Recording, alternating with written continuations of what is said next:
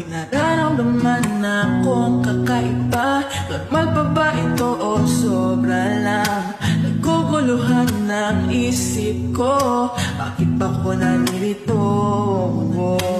Di naman tayo mayroong posibilidad. Nahulog na pala sa'yo kaya kinabahan. Paano kung malaman mo? Hindi na pala totoo, nagsinungaling ako para makasama ka.